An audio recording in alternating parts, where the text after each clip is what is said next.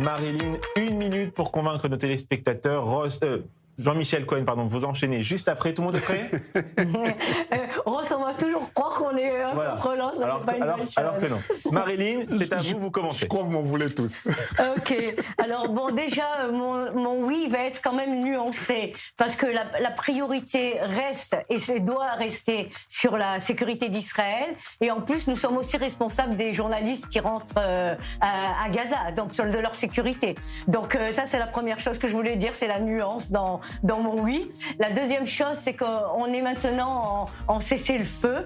Et donc, justement, sur le plan sécuritaire, il est plus facile aujourd'hui de faire entrer des journalistes étrangers que cela a été ces 2 dernières années. Mais évidemment, il faut rester très prudent. Il ne faut pas se faire d'illusions. La chose la plus importante maintenant sur le oui, c'est que Israël est une démocratie forte. C'est la seule démocratie d'ailleurs dans la région.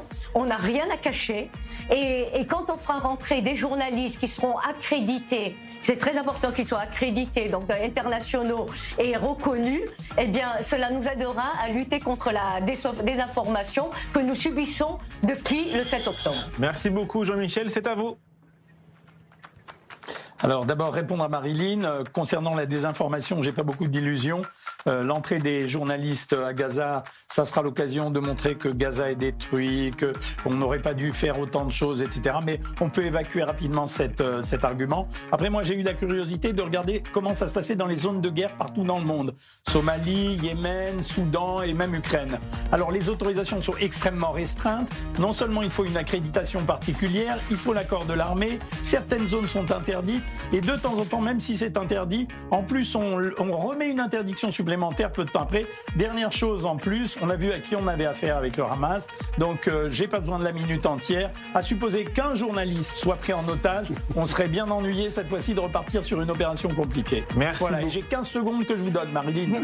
C'est gentil, parce que j'ai dit justement qu'il fallait que ça soit une presse accréditée et reconnue. Et donc, il faudrait qu'il y ait une diversité aussi des opinions dans ce truc. Donc, je suis d'accord avec ce que vous dites aussi en partie.